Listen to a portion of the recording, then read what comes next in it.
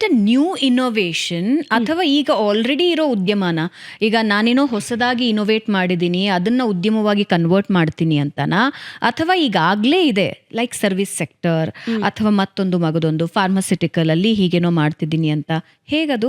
ಅಂದ್ರೆ ಇವಾಗ ನಾವು ನಮ್ಮ ಪ್ರಾಜೆಕ್ಟ್ ಓಕೆ ಆಗಬೇಕು ಅಂದ್ರೆ ಏನಾಗಿರ್ಬೇಕದು? ಸೊ ನ್ಯೂ ಉದ್ಯಮಕ್ಕೆ ಜಾಸ್ತಿ ಒತ್ತು ಕೊಡ್ತಾರೆ, ನ್ಯೂ ಇನೋವೇಷನ್ಗೆ ಜಾಸ್ತಿ ಒತ್ತು ಕೊಡ್ತಾರೆ. ನೀವು ಆಗಲೇ ಉದ್ಯಮ ನಡೆಸ್ತಿದ್ರೆ ಅಲ್ಲಿ ಇನ್ನೋವೇಟಿವ್ ಆಗಿ ಬೇರೆ ಏನೋ ಒಂದು ಇಂಟ್ರೊಡ್ಯೂಸ್ ಏನಾದರೂ ಮಾಡ್ತಾ ಇದ್ದೀರಾ, ಆ ಐಡಿಯಾ ಆ ಟೆಕ್ನಾಲಜಿನ ನೀವು ಪ್ರೆಸೆಂಟ್ ಮಾಡಬೇಕಾಗಿ ಬರುತ್ತೆ. ತುಂಬ ಜನ ಸ್ಟಾರ್ಟಪ್ಸಿಗೆ ಸಿಕ್ಕಿದೆ, ಬಿಯಾಂಡ್ ಬ್ಯಾಂಗ್ಳೂರ್ ಸ್ಟಾರ್ಟಪ್ಸ್ಗೂ ಸಿಕ್ಕಿದೆ. ಬಿಯಾಂಡ್ ಬ್ಯಾಂಗ್ಳೂರ್ ಅಂದರೆ ಬೆಂಗಳೂರು ಬಿಟ್ಟು ಈಗ ತುಮಕೂರು, ದಾವಣಗೆರೆ, ಕಲಬುರ್ಗಿ ಈ ಥರ ಬೇರೆ ಬೇರೆ ಸಿಟಿನಲ್ಲಿರೋರಿಗೆ ಎಸ್ಪೆಷಲಿ ಆ ಸ್ಕೀಮು ಅವ್ರಿಗೆ ಮಾತ್ರ ರಿಸರ್ವ್ಡು.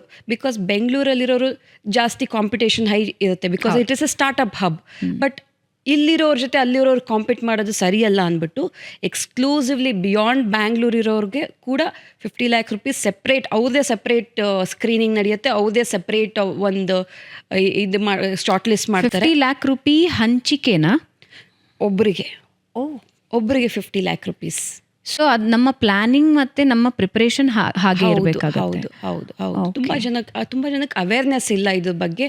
ಖಂಡಿತವಾಗೂ ಅವೇರ್ ಮಾಡ್ಕೋಬೇಕು. ಇದೆಲ್ಲ ಸ್ಕೀಮ್ಗೂ ಅವೈಲೇಬಲ್ ಇದೆ. ಇದು ಒಂದು ಸ್ಕೀಮ್. ಅಲ್ಲ, ತುಂಬಾ ಕಷ್ಟ ಅಂತಾರಲ್ಲ ಆ ಸ್ಕೀಮ್ನೆಲ್ಲ ತಗೊಳ್ಳೋದು. ಇಲ್ಲ, ಯಾಕೆಂದ್ರೆ ಇವತ್ತಿಗೂ ನಮ್ಮಲ್ಲಿ ಒಂದು ನಿಮಗೆ ಗೊತ್ತೇ ಇದೆ, ಸರ್ಕಾರದಲ್ಲಿ ಒಂದು ಕೆಲಸ ಆಗಬೇಕು ಅಂತ ಹೇಳಿದ್ರೆ, ಒಂದಕ್ಕೆ ಓಕೆ ಮಾಡಿಸ್ಬೇಕು ಅಂತ ಹೇಳಿದ್ರೆ ಲಂಚ ಕೊಡಬೇಕು ಅಂತನೋ ಮತ್ತೊಂದು ಮಗದೊಂದು ಹಾಗೆ ತುಂಬ ಕಾಡ್ತಾರೆ, ತುಂಬ ಓಡಾಡಿಸ್ತಾರೆ, ಕೈಗೆ ಸಿಗಲ್ಲ. ನಮ್ಮಂಥವ್ರಿಗೆಲ್ಲ ಸರ್ಕಾರದ ಈ ಸ್ಕೀಮ್ಸ್ ಎಲ್ಲ ಅಂತ ಅಂತಾರೆ. ಡಿಫಿಕಲ್ಟ್ ಅದು. No, especially elevate scheme. ನಾನು ನಿಜವಾಗ್ಲೂ ಹೇಳ್ತಾ ಇದ್ದೀನಿ, ನಾನು ಒನ್ ಆಫ್ ದ ಜ್ಯೂರಿ ಆಗಿದೆ ಈ ಸ್ಕೀಮ್ಗೆ. ಇದರಲ್ಲಿ 1% ಕರಪ್ಷನ್ ಇಲ್ಲ, because this is exclusively to support entrepreneurs. ಈ ಸ್ಕೀಮಲ್ಲಿ 0.1% ಕರಪ್ಷನ್ ನಾನು ನೋಡೇ ಇಲ್ಲ. Because I was the jury, I was part of assessing these things. I know how the system goes. They want to support entrepreneurs. ತುಂಬ ಜನಕ್ಕೆ ಇದು ಗೊತ್ತಿಲ್ಲ, 50 ಲಕ್ಷ ನಾನ್ refundable money ಸಿಗುತ್ತೆ ಅಂತ. They want to support the entrepreneurs. ನೀವೊಂದು company register, ಅದೇ startup company ಆಗಿರಬೇಕು. Already ಬೆಳೆದು ಬೃಹದಾಕಾರವಾಗಿ ಬೆಳೆದಿರೋ ಕಂಪ್ನಿಗಳು ಇಟ್ಸ್ ಸ್ಟಾರ್ಟಪ್ ಅಂದರೆ 9 years ಏನೋ ಇದೆ, 9 years ಆಗಿರಬೇಕು ಆ ಕಂಪ್ನಿಗೆ. 10 years ಆದಮೇಲೆ ಇರೋ ಕಂಪ್ನಿಗಳಿಗೆ ಸಿಗಲ್ಲ. ಈಗ ಹೊಸದಾಗಿ ಶುರು ಆಗ್ತಿದ್ರೆ ಅವ್ರಿಗೆ ಸಿಗುತ್ತೆ, ಲೈಕ್ ಸ್ಕ್ರಾಚ್ ಇಂದ ಅವ್ರಿಗೂ ಸಿಗುತ್ತೆ. ಬಟ್ ಇದೇ ಸ್ಕೀಮ್ಗೋಸ್ಕರ ಸ್ಟಾರ್ಟ್ ಮಾಡ್ಕೊಂಡಿರೋ ಕಂಪ್ನಿಗಳಿಗೆ because strict evaluation, 3 level evaluation ನಡೆಯುತ್ತೆ.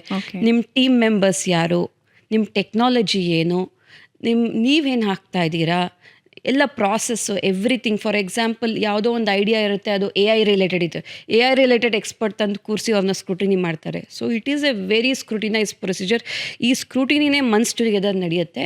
ಬಟ್ ಡಿಸರ್ವ್ಡ್ ಕ್ಯಾಂಡಿಡೇಟ್ಸ್ ತುಂಬ ಜನ ನನಗೆ ಗೊತ್ತಿರೋರು ಕೂಡ ಸಿಕ್ಕಿದೆ. ಇದು ಸಿಗದೆ ಕೈಲೆಟಕ್ಕೆ ಆಗದಿರೋ ಅಂಥದ್ದೇನಿಲ್ಲ.